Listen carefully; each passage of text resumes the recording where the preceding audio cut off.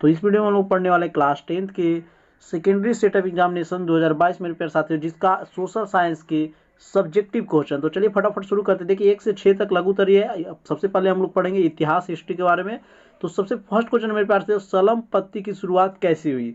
तो चलिए इसके बारे में जान लेते हैं। ये काफ़ी आसान है। इससे अगर आप चैनल पर पहली बार है तो चैनल को सब्सक्राइब कर दीजिए।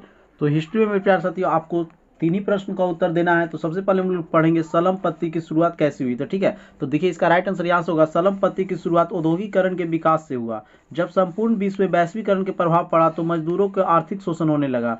औद्योगिकरण के विकास होने से पूंजीपतियों ने मजदूर वर्ग के लोगों को शोषण किया। पूंजीपतियों वर्ग ने मजदूर वर्ग से अधिक काम लेता था और काम के अनुसार मजदूरी नहीं देता था।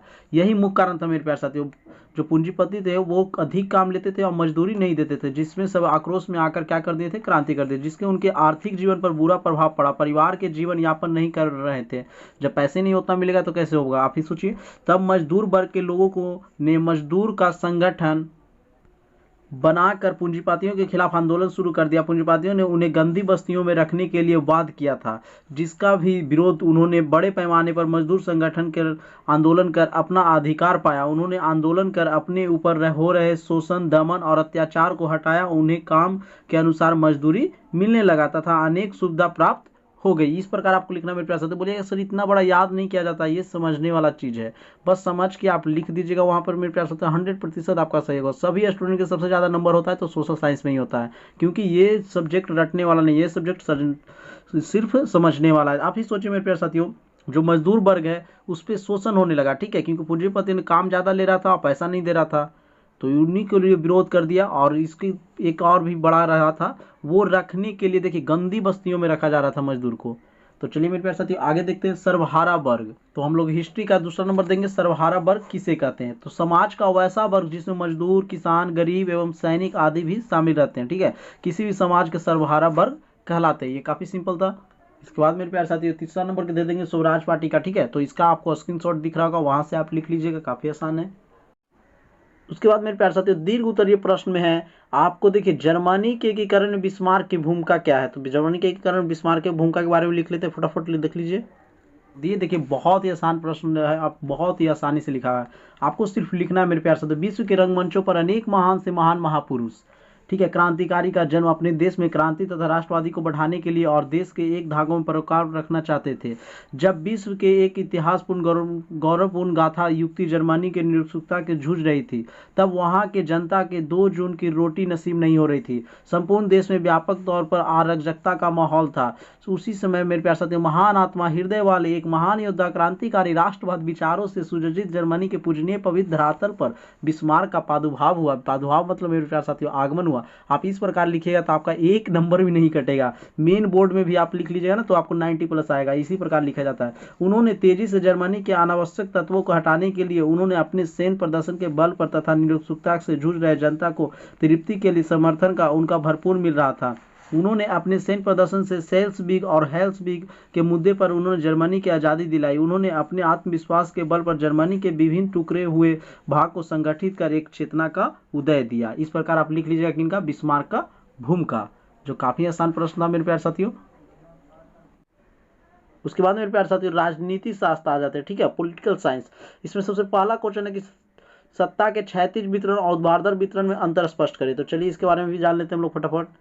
तो पॉलिटिकल साइंस में मेरे प्यारे साथियों किन्हीं दोनों दो प्रश्न का आपको उत्तर देना है। तो सबसे पहले हम लोग 9 नंबर के प्रश्न का उत्तर देते हैं। ऊर्ध्वाधर वितरण में सत्ता के बीच विभाजित किया जाता है, ठीक है, जो केंद्र सरकार, राज्य सरकार, स्थानीय सरकार है। सत्ता के क्षैतिज वितरण में यही हम लोग का अंतर करना है, ऊर्ध्वाधर और क्षैतिज। तो क्षैतिज वितरण में शक्ति विधायक, कार्यपालिका और न्यायपालिका के बीच विभाजित होता है। तो ये आपको लिख लेना है। यहाँ से मेरे प्यारे साथियों आपको 100% बिल्कुल सही है और आप फुल के फुल नंबर लाइएगा, ठीक है। तो चलिए उसके बाद है मेरे प्यारे साथियों इसी का अगला हम लोग लिख लेंगे, यानी 12 नंबर प्रश्न लिख लेंगे कि बिहार में छात्र आंदोलन के प्रमुख कारण क्या था। तो मार्च 1974 में बेरोजगारी एवं खदानों की कीमत में हुई वृद्धि के कारण बिहार के छात्रों ने सरकार के खिलाफ विरोध छेड़ दिया, ठीक है, जिसे छात्र आंदोलन के नाम से जाना जाता है। तो ये भी सिंपल है, काफी आसान है मेरे प्यारे साथियों। चैनल पर पहली बार है तो चैनल को सब्सक्राइब कर दीजिए मेरे प्यारे साथियों, क्योंकि आप लोग के लिए बहुत मेहनत करते हैं। इसके बाद लॉन्ग क्वेश्चन मेरे प्यारे साथियों है। तो इसका लॉन्ग के सबसे पहले जानेंगे कि संघीय शासन की प्रमुख विशेषता क्या है। तो आपको स्क्रीनशॉट के रूप में दिख रहा होगा स्क्रीन पे, वहां से आप नोट कर लीजिएगा। उसके बाद मेरे प्यारे साथियों आप देखिए अर्थशास्त्र इकोनॉमिक्स के, ठीक है, तो इसका में से आपको देना है 2 प्रश्नों का उत्तर। तो सबसे पहले अर्थव्यवस्था को परिभाषित कर लेते हैं, स्क्रीनशॉट आपको दिख रहा होगा, वहां से आप नोट कर लीजिएगा। उसके बाद मेरे प्यारे साथियों आर्थिक संरचना यानी 17 नंबर प्रश्न को, तो 20 नंबर प्रश्न में प्यारे साथियों लॉन्ग क्वेश्चन है, तो इसके बारे में आपको बता देते हैं कि आर्थिक विकास क्या है, और ये स्क्रीनशॉट के रूप में दिख रहा होगा, यहाँ से आप नोट कर लीजिएगा। उसके बाद हम लोग आते हैं मेरे प्यारे साथियों भूगोल के ज्योग्राफी में, ठीक है।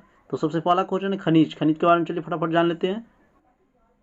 तो आगे देखेंगे मेरे प्यारे साथियों ज्योग्राफी में आपको इसमें भी 3 प्रश्नों का देना। सबसे पहले खनिज है, तो खनिज का सिंपल परिभाषा आप लोग फटाक से लिख लीजिए। पृथ्वी तल के अंदर पाए जाने वाले पदार्थ को क्या कहेंगे, धातु युक्त पदार्थ को खनिज कहते हैं।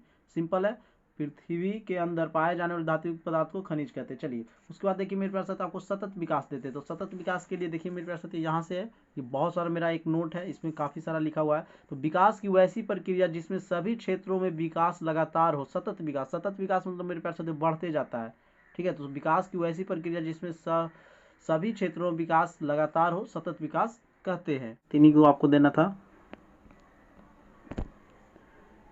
उसके बाद मेरे प्यारे साथियों इसका दीर्घ उत्तरीय प्रश्न का आंसर आपको 27 नंबर के दे देते हैं। भारतीय अर्थव्यवस्था पर वैश्वीकरण का क्या प्रमुख था, ये आपको स्क्रीनशॉट के रूप में दिख रहा होगा, वहां से आप नोट कर लीजिए।